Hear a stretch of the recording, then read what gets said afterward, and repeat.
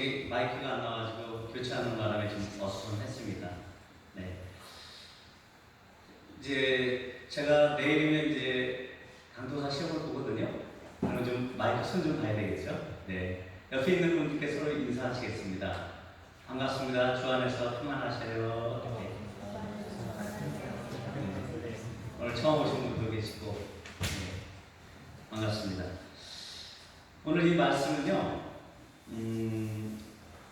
오늘 이 등장하는 하나님의 은혜로 남은 자라고 하는 5절의 말씀처럼 7천 명이나 되는 그 사람들이 남아있다고 이렇게 이야기가 진행이 되고 있는데, 로마서를 요즘 우리가 계속 보고 있으면서 바울이 구약의 구절들을 많이 끌어와서 설명을 하고 있어요. 왜냐하면 유대인들 중에서도 많은 사람들이 믿었기 때문에 그들에게 예수 그리스도의 복음을 좀 더 현실적이고 그들이 이해할 수 있게 설명하기 위해서 많은 구약의 성경들을 끌어와서 설명을 하는데, 오늘도 이 남은 자의 사상, 은혜로 남은 자라고 하는 이 이야기를 바울이 들고 들어온단 말이죠. 이것은 구약의 열왕기상 19장 18절에 나오는 이야기인데요. 그때 당시에 그 이스라엘 땅은 남북이 분열이 돼 있었어요. 우리나라처럼 남북 분열로 이루어졌는데, 북이스라엘은 10개 지파가 있었고 남이스라엘은 남유다라고 하죠. 2개 지파가 있었단 말이죠. 2개 지파는 대표적인 게 유다 족속, 위에는 에브라임 족속, 이렇게 해가지고 2개의 지파가 큰 지파를 이루고서 2개의 지파가 이렇게 갈등 가운데 있었단 말이죠. 그런데 이렇게 해서 몇백 년이 지나는 동안 북이스라엘에는 여러 왕들이 있었지 않겠어요? 근데 그 여러 왕들 중에서 오므리 왕이라는 사람이 있었어요. 근데 이 오므리 왕조 하면은 세계사에서도 잘 나타나거든요. 이스라엘의 오므리 왕조는 아주 번성한 왕조였어요. 경제적으로 아주 풍성한 왕조였단 말이죠. 왜냐하면 이 오므리 왕조가 대외적으로 외교 활동을 잘 했어요. 그래서 그때 당시에 시돈과 두로라고 하는 그 해양 왕국, 그쪽에서부터 우리가 보통 페니키아, 뭐 히타이트 뭐 이런 얘기를 들어봤잖아요.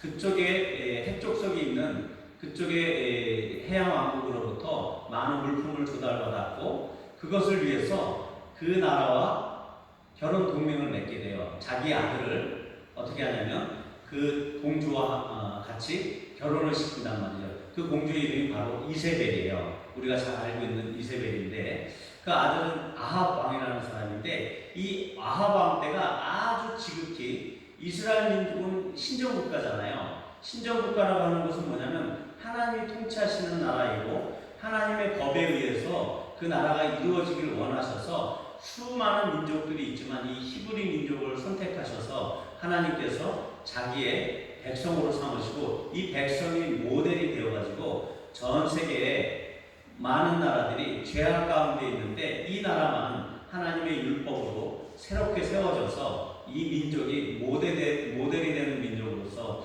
많은 민족의 하나님의 영향력과 하나님의 영광을 드러내는 그런 민족이 되기를 원했던 것이죠. 그럼에도 불구하고 이 이스라엘은 그 역할을 못했어요. 그래서 결국은 아수르라고 하는 그 북방에 있는 민족에게 멸망을 당하지만, 그 전까지 몇몇 왕들 중은 부강한 왕들이 있었단 말이에요. 그 왕 중에 한 명이 아합 왕이고, 그 오므리 왕조를 만들었던 그 아버지가 오므리 왕이란 말이죠. 그래서 오므리가 죽고, 오므리 때에는 그 북이스라엘의 수도인 사마리아라고 하는 산을 사가지고 거기다 성을 아주 만들었어요. 그만큼 부강한 나라가 된 거죠. 성을 만들고 그 다음에 그쪽으로 수도를 옮긴 다음에 자기의 그 부와 권세를 떨쳤던 것이죠. 이렇게 이 오므리 왕조의 아들인 이 아합은 그 시돈 땅의 왕의 이름이 있는데, 잠깐만요.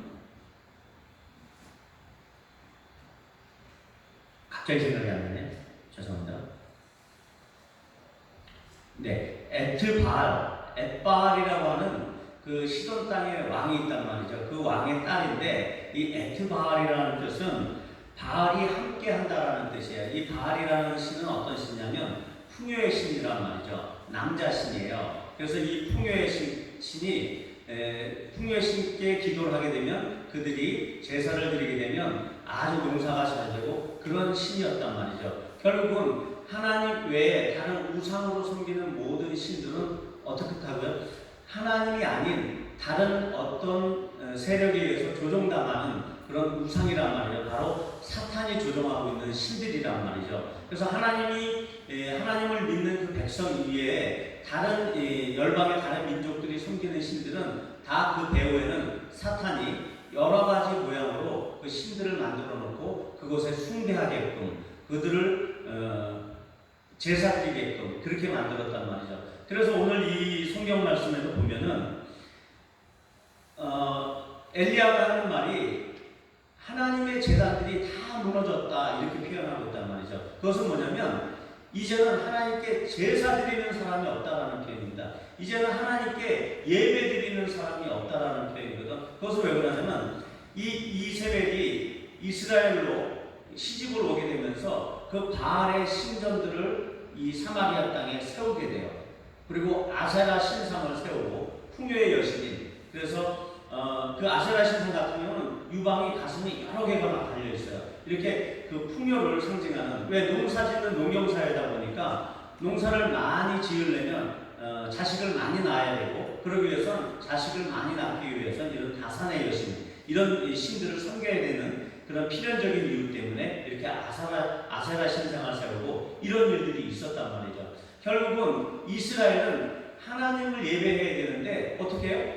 이 바알을 끌고 들어온 이 왕비 이세벨 때문에 절대적으로 하나님께 예배를 드리지 못하게 되는 상황이 된 거예요. 결국은 이 바알의 제사장들을 450명, 그 다음에 이 아세라 선지자들 400명과 함께 이 하나님의 선지자인 엘리야가 갈멜산에서 이렇게 싸움을 하게 되잖아요. 그 싸움은 어떤 거였냐면 그 제단에다가 그 각을 떠서 재물을 올려놓고 나서 거기다가 하늘에서 불이 내려서 그 재물과 제단을 태우는 그 사람의 신은, 그 민족의 신은 진짜 신이다 이렇게 싸움을 했단 말이죠. 그런데 이 엘리야는 그들은 밤이 아침부터 저녁 때까지 그렇게 자기 몸을 찢어가면서 그들의 신에게 간구를 했지만 결국 하늘에서 불이 내려온 일은 없었단 말이죠. 이 불이라고 하는 것은 하나님의 임재를 나타내는데 결국 엘리야가 하나님께 기도하기 시작하니까 어떻게 돼요?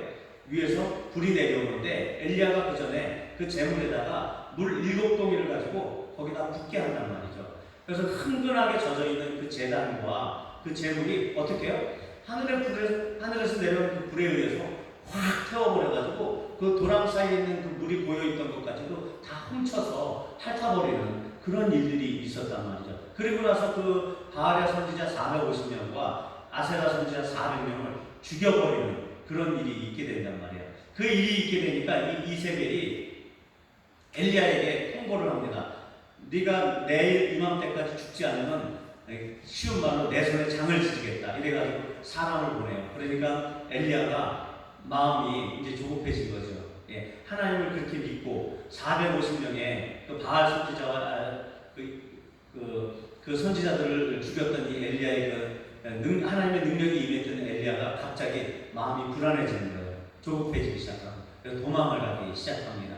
그리고 도망갔을 때 하나님 앞에 이 엘리야가 항변하는 거예요. 하나님, 이제는 예배드리는 사람이 하나도 없어요. 저 혼자밖에 안 남았어요. 이렇게 항변할 때 하나님께서 오늘 말씀하시는 것처럼 내가 바알에게 무릎 꿇지 않는, 바알을 섬기지 않는, 아직도 나를 경배하고 나만을 예배하는 7,000명을 남겨놨다. 이 얘기를 하시는 것이에요. 그래서 이 남겨놨다라고 하는 것이 성경에서 남은 자 사상으로 해서 우리에게 전달되어지고 있는 것이죠. 이 남은 자 사상에 대해서 오늘 그래서 우리가 이야기를 잠깐 나눠볼 거예요. 남은 자는 무엇인가? 그래서 성경에서는 여러 구절에서 남은 자의 사상에서 이야기하고 있는데 이것은 이제 주로 어떤 표현으로 나오냐면 정치적이고 군사적으로 위기에서 생존한 사람들을 얘기해요. 적군이 몰려왔단 말이에요. 그럼에도 그 적군들 앞에서 죽지 않았고 살아난 사람들을 보통 남은 자 이렇게 표현하고 있는데 이것이 더 발전이 돼서 하나님께서 이사야서 같은 데서 표현할 때는 어떻게 표현하냐면 이스라엘의 영적인 그 핵심 소양을 가진 사람들로서 표현해요. 영적 소양을 가졌는데 어떻게 해요? 핵심 소양을 가진 사람으로서 표현한다는 것이죠. 하나님의 심판으로부터 생존하여서 하나님의 새 백성이 되는 그 기원으로서의 어떤 그 신앙적인 핵심 소양을 갖고 있는 그 일부를 하나님께서 남은 자 이렇게 표현하고 있다는 것입니다. 그래서 하나님의 그 진노 중에서 하나님의 진노가 임하는 그 심판 중에서도 긍휼을 잊지 아니하시는 하나님의 자비가 이 남은 자에게 있다는 것이에요. 그래서 이 세대 가운데 그리스도 예수께서 오셔서 종말이 임할 때 그때 이 남은 자들에게 하나님의 구원이 이루어지는 것이에요. 그래서 남은 자 사상은 아주 소중한 구속사와 관련된 아주 소중한 사상입니다. 그래서 이사야서 4장 2절에 보니까요. 한번 띄워주세요. 그날의 여호와의 싹이 아름답고 영화로울 것이며 그 땅의 소사는 이스라엘의 피난한 자를 위하여 영화롭고 아름다울 것이며 이것도 종말론적인 이야기지만 하나님께서 종말 때의 심판 때에 이 이스라엘의 피난한 자 이렇게 피해서 도망간 자들 남은 자들을 남겨두시겠다는 이야기고요.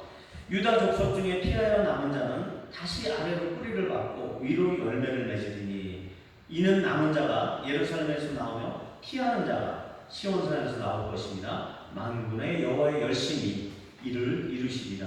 그래서 하나님의 열심 때문에 우리도 여전히 하나님을 예비하는 남은 자로서 서게 된 것이에요.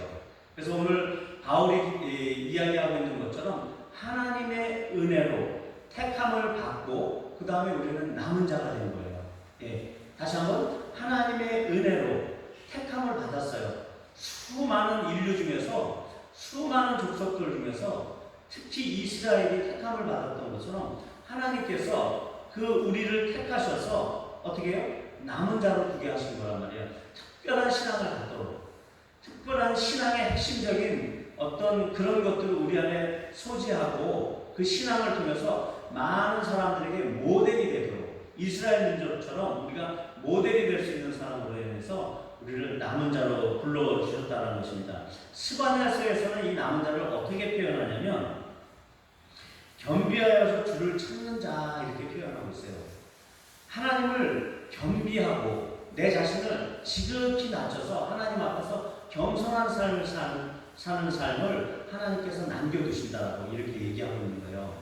그래서 신앙을 갖고 있는 우리가 하나님 앞에서 겸손한 자들로서 여호와를 찾는 그런 사람이 되어야 된다는 것이고 이런 사람들은 악을 행하지 아니하며 거짓을 말하지 아니하고 입에 거짓된 혀가 없으며 먹고 누울지라도 그들을 두렵게 할 자가 없느니라. 이 남은 자에게는요 이 세상에 두려운 일들이 많이 있잖아요. 우리 장래에 대해서 어떤 직업을 가져야 될지 앞으로 어떤 일을 해야 될지 내 평생의 직업은 무엇이 되고 무엇을 먹고 살아야 되며 내가 원하는 진짜 어떤 일을 정말 자유롭게 하기 위해서는 어떻게 해야 될지 여러 가지 당장 다음 학기의 등록금 이런 것들이 걱정될 수밖에 없는 우리의 현실이잖아요. 그럼에도 불구하고 그런 두려움이 없는 사람을 남은 자라고 표현하고 있다는 것입니다. 이런 것처럼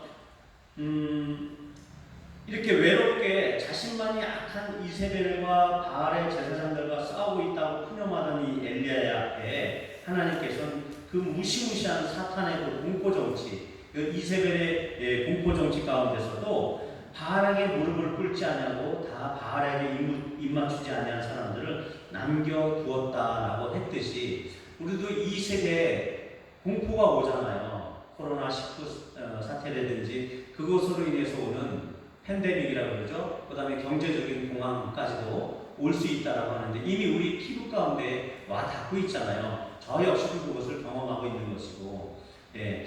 그런 것처럼 우리가 이런 그 공포 앞에 사단이 뿌려놓는 모든 그 공포 정치 앞에서 우리가 이미 남은 자로 남아있다라는 것입니다. 사탄은 이제나 그때나 역시 공산주의나 아니면 어떤 전체주의 그리고 어떤 악한 지도자 이런 사람들을 통해서 그리스도의 왕국이 이 세상 나라 가운데 임하는 것을 아주 싫어하는 것 같아요.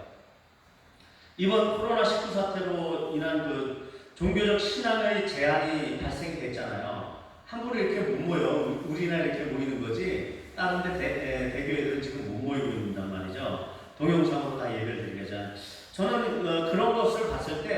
분명히 이 사건도 역시 사탄의 역사라고 볼 수 있겠다라는 판단을 하게 되는 것입니다. 이번 사건으로 인해서 결국은 하나님의 백성이 모여서 주님을 예배하는 대신에 동영상으로 편하게 예배드리잖아요. 그죠? 그 다음에 집에서 이제 관람하는 거예요, 예배를. 이렇게 동참하는 게 아니에요. 하나님 우리 입술을 높여서 같이 찬양하는 게 아니에요. 그냥 관람하는 거예요. 예, 이런 예배가 돼가고 있는 것이죠. 그 예배에 감동이 있어가지고 가고 있어요. 그래서 어떤 권사님은 코로나 사태 때문에 동영상으로만 예배드리다가 예배를 참석하니까 너무 좋아한대요. 왜냐하면 그 예배의 간격이 없다라는 것이죠. 조그만 화면에서 예배를 드린다라고 생각하는 것이 그분에게는 와닿지 않았다고 것이야. 하나님의 이런 생생한 하나님의 임재를 체험하는 그런 예배가 우리의 하나님께서 원하는 그런 예배인데, 이런 예배가 이제는 현실적으로 못 드리게 되는 상황에 대해서 하나님께서도 원하시지 않을 것이다 라는 생각을 갖는 것이죠. 제 의견일 수도 있는 것입니다.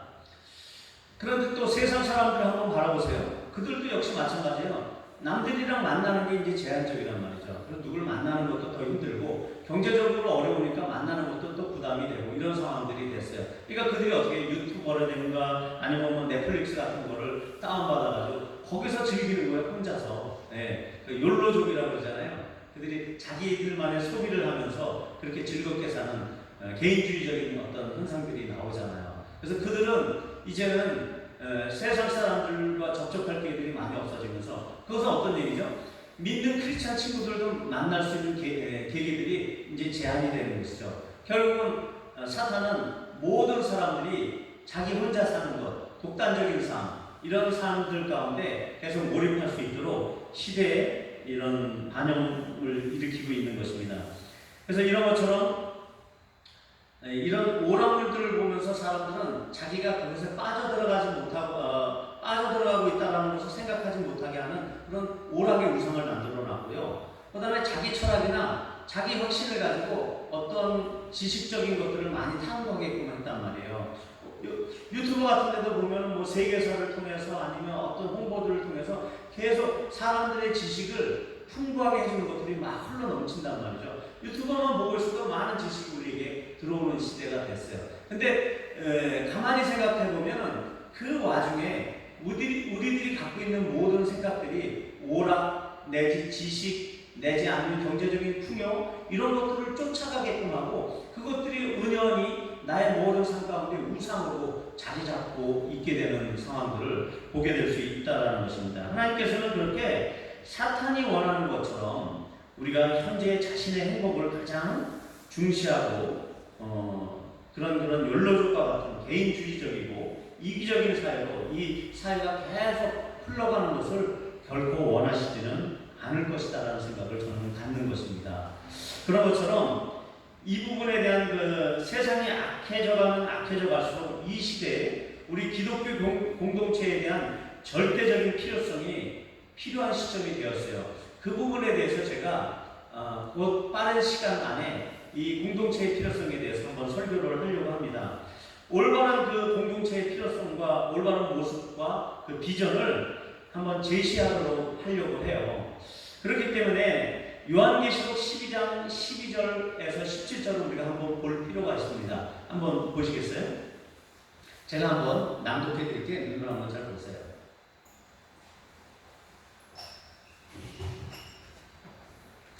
그러므로 하늘과 그 가운데에 거하는 자들은 즐거워하라. 그러나 땅과 바다는 화 있을지니라. 이는 마귀가 자기의 때가 얼마 남지 않은 줄 알므로 크게 분내어 너희에게 내려갔음이라 하더라. 용이 자기가 땅으로 내쫓긴 것을 보고 남자를 낳은 여자를 박해하는지라. 그 여자가 큰 독수리의 두 날개를 받아 광야 자기 곳으로 날아가 거기서 그 뱀에 낯을 떼어 한 때와 두 때와 반 때를 양육받으매 여자의 뒤에서 뱀이 그 입으로 물을 강같이 토하여 여자를 물에 떠내려 가게 하려되 땅이 여자를 도와 그 입을 벌려 용의 입에서 토한 강물을 삼키니 용이 여자에게 분노하여 돌아가서 그 여자의 남은 자손 곧 하나님의 계명을 지키며 예수의 증거를 가진 자들과 더불어 싸우려고 바다 모래 위에 서 있더라. 여기에서 보시면 12장 5절에 보면 남자가 나온단 말이에요. 이 남자는 그 12장 5절에 좀 전에 보니까 그 12장 13절에 나왔죠. 12장 13절에 용이 자기가 땅으로 내쫓은 것을 보고 남자를 낳은 여자를 박해하는지라. 이 남자가 누구냐면 12장 5절에 나와 있습니다. 여자가 아들을 낳으니 이는 장차 철장으로 만국을 다스릴 남자라. 이 아이를 하나님 앞과 그 보좌 앞으로 올려다더라. 이것은 바로 예수 그리스도를 얘기하는 것입니다. 이 남자는 여자가 낳은 남자란 말이에요. 여자가 낳은 아들을 얘기하거든요. 그러면 이 예수 그리스도를 낳은 여자가 누굴까요? 그러면 바로 교회예요. 네. 예수 그리스도를 신약교회를 얘기합니다. 예수 그리스도를 잉태하고 있다가 구약교회에서 잉태하고 있다가 결국 신약교회에서 아들을 낳았단 말이에요. 그래서 예수 그리스도께서 이 땅에 오셔서 이제는 이 교회를 세우셨단 말이에요. 그리고 이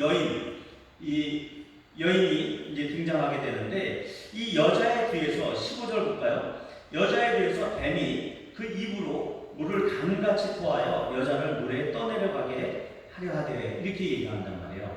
뱀이라는 것은 사탄이잖아요. 창세기에서 우리가 알 수 있듯이 뱀, 성경에서 뱀 하면 사탄입니다. 그렇게 뱀이 여자의 뒤에서 어떻게? 여자의 뒤니까 여자 눈에는 안 보이잖아요. 우리 교회, 우리 성도들의 눈에는 사탄의 일들이 잘 안 보여요. 그럼에도 불구하고 사탄이 입에서 뭘 토해내요? 물을 흘려서 토해내요. 어떻게 해요? 물에 떠내려가게 하려고. 그것은 뭐죠?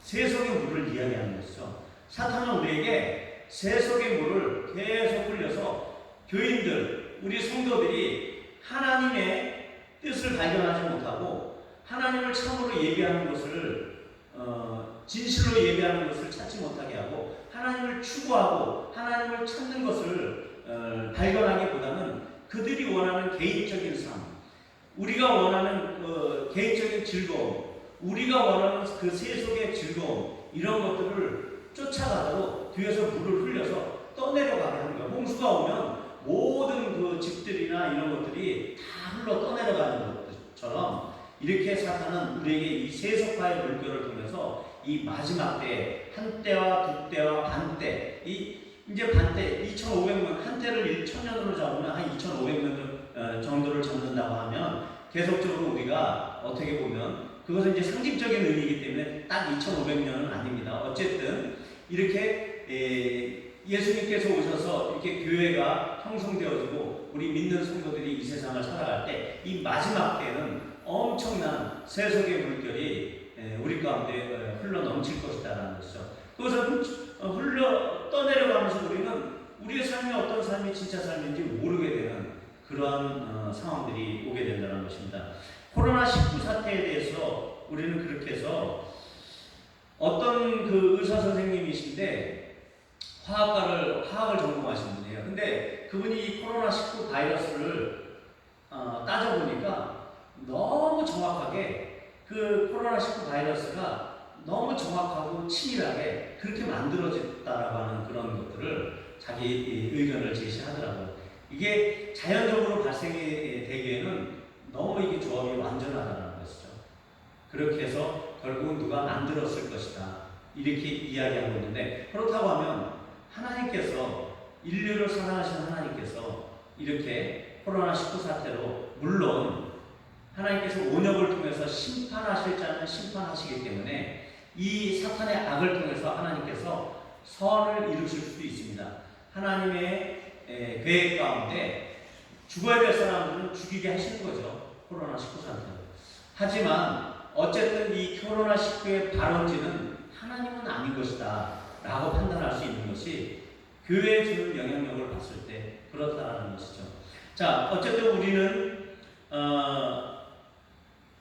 로마서에서 공부하고 있는 우리가 지금 공부하고 있는 이 하나님의 은혜가 죄를 삼키는 상태를 우리가 봤던 것처럼 이 세속의 물결이 흘러넘칠 때 하나님께서 이 흘러넘치는 이 세속의 물결을 어떻게 땅을 가르시고 그 물이 땅속으로 흘러들어가게끔 하는 이 구조를 오늘 볼 수가 있는 것입니다. 그것은 뭐냐면 죄악된 이 세상, 세속의 이 죄악된 이 세상에서 하나님께서 하나님의 은혜로 이 죄악을 삼켜버리는 이 상황들을 보여주시는 것이죠.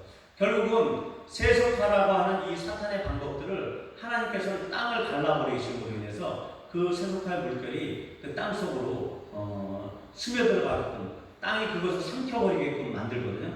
그것은 무엇이냐면 바로 교회가 갖고 있는 교리일 수가 있습니다. 교회가 갖고 있는 철저한 말씀 가운데 그 말씀으로 훈련된 그 믿는 사람들의 믿음의 말씀의 선포, 그 다음에 이 수백 년, 수천 년 동안 계속적으로 하나님의 말씀을 연구하고 그 다음에 그 말씀을 가지고 해석하고 이랬던 모든 교보들의 완성해놓은 이 교리들, 이런 것들로 인해서 그 세속화의 물결들이 그 땅이 갈라지면서 그 세속화의 물결을 삼켜버렸던 것처럼 우리가 이 세상 가운데 세속화에 떠내려가지 않고 정말 하나님 앞에서 말씀으로 분별하면서 다시 한번 교회를 세울 수 있는 그날이 우리에게 올 것이다라는 소망의 말씀으로 와닿는 것이죠. 그렇기 때문에 저는 우리 대한민국이 그리스도의 나라, 우리가 이 옛날에 그 북한의 평양을 동방에 예루살렘이라고 했거든요.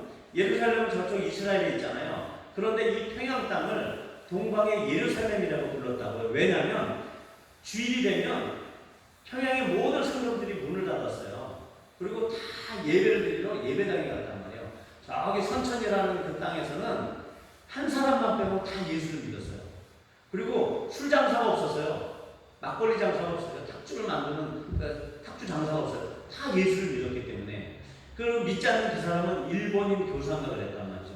그런 것처럼 이 대한민국 또 이 북한 땅이 하나님의 특별한 섭리 가운데 하나님의 믿는 백성들이 그만큼 열심을 하나님을 숨겼던 나라예요. 그럼에도 불구하고 어떻게 해요?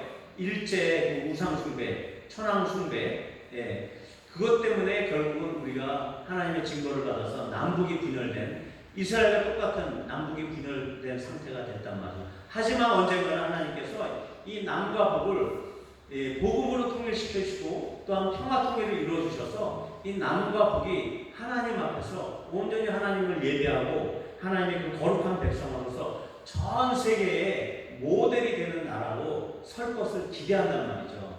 그리고 우리나라가 지금 현재로서는 선교사 파송 2위 국가이거든요. 미국 다음으로 우리가 2위로 세계 선교사를 많이 파송한단 말이에요. 그런데 곧 우리는 그 1위 자리를 탈환할 것으로 보여집니다. 그러기 위해서 어떻게 해야 돼요? 많은 재정적인 공급이 필요한 거예요. 우리나라가 선교사들을 파송하려고 하면 우리나라가 어떻게 세워졌죠?